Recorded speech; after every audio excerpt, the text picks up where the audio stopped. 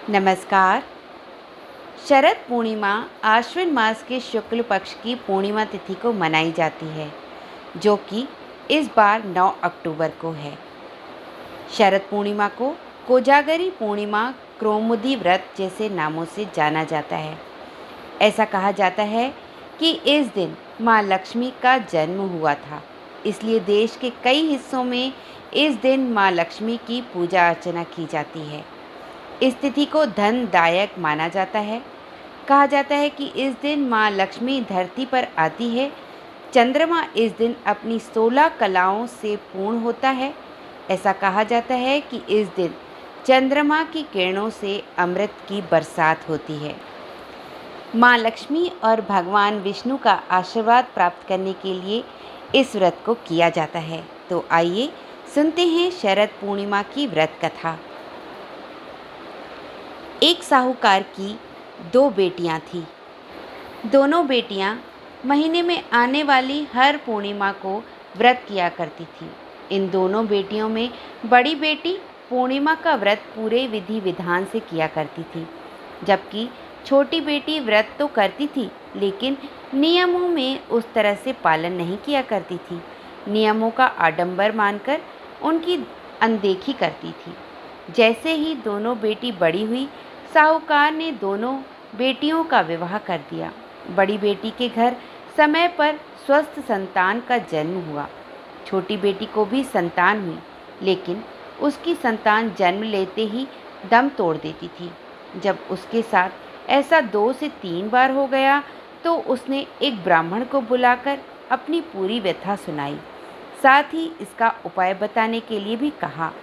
उसकी सारी बात सुनकर और कुछ प्रश्न पूछने के बाद ब्राह्मण ने उससे कहा कि तुम पूर्णिमा का अधूरा व्रत करती हो, इस कारण तुम्हें व्रत का पूरा फल नहीं मिल रहा है और तुम्हें अधूरे व्रत का दोष लगता है।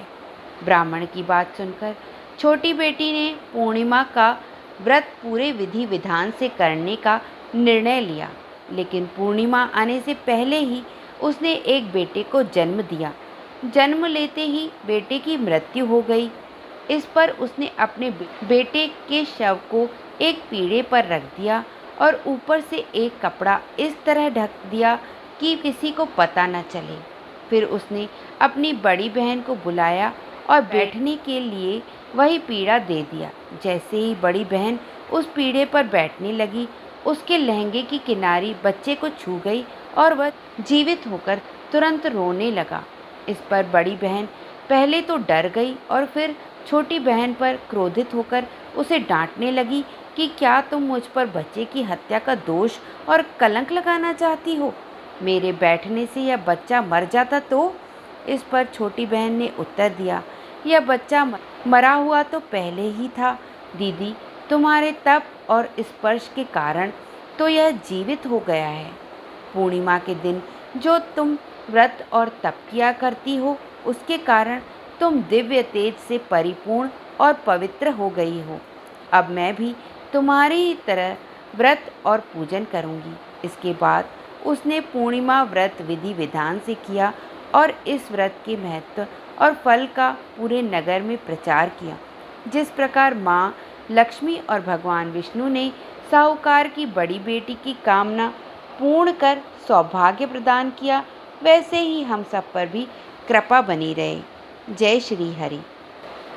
अगर आप मेरे चैनल पर नए हैं तो मेरे चैनल को सब्सक्राइब कर लीजिए, वीडियो को एक लाइक कर दीजिए और शेयर करिए। धन्यवाद।